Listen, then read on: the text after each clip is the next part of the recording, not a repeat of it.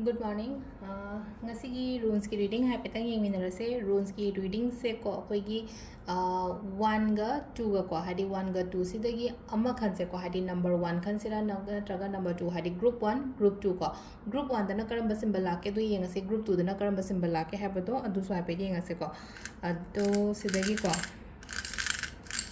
symbol se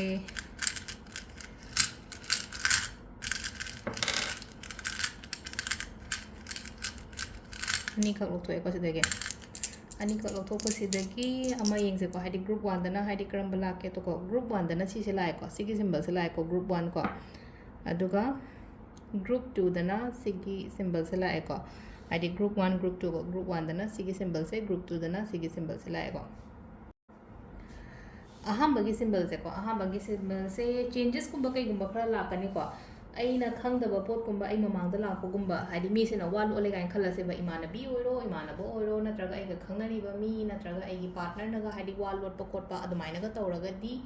kain tawgeda hadi adugi wa mana lot liba wa do hadi phana lot sono hadi phana hide to sono nang mamangda dum tholakani ko sija nang mamangda dum tholakani hadi nga sai hidden information sa ra se ba sida hadi truth to loina reveal tawrok pa hai tare ko adumaina gumba lei ko sida hadi phana ai ngona khangal loige na tawo potse masa mathan da khang po kholak pa dumaina gumba oi ko aduga amana amo sida leino ko hadi sida khatang ai ngona khudong chaba gumba kai gumba so khara lao haina pi ko ngasi gi oina haraga de sisina khoi gi group 1 gi keno khanba ngai gi oina hai tar ko group 1 gi symbol se khanba ngai gi oina hadi energy se kari crystal keno gi symbol se gi keno se ka symbolization se kai no ha ba do ko sisina hamba gi lere ko aduga group 2 sina amu kaino hai kansira ketang ko hai di limitations tagi limit hai bagi hai di boundaries haras ne ko sida koina line ama chinga ga thame chingi ba line sidagi hai tara ko thola aga gumba thabak to ba hari sida leina ko koina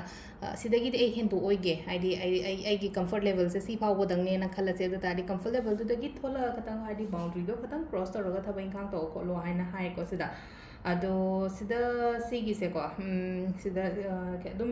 lak kumba kai gumba dum lai gani ko ngasi gi oina lak kumba lai ni daw thabai khang chapa ko matam da hai tara ko lak kumba kai gumba mai dum khara pi ba khot ba mai na oina oiri ko aduga isha yo na se yam na ngak thok oi hari